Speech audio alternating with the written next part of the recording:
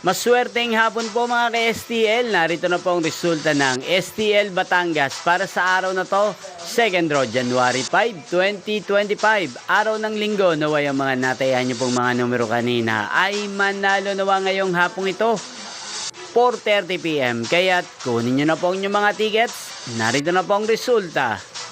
Ang mga numerong nanalo sa STL Batangas ngayong hapong ito, January 5, 2025.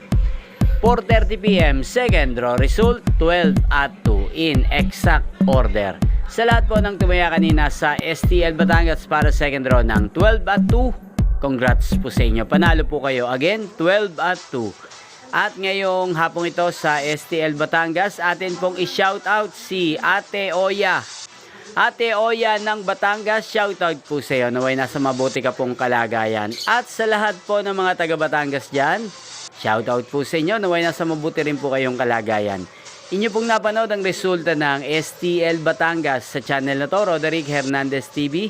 Maraming salamat po sa patuloy niyo pong panonood at pagsuporta sa aking channel. Magkita-kita pong muli tayo mamayang 8:30 PM dito po sa channel na to. Thank you for watching.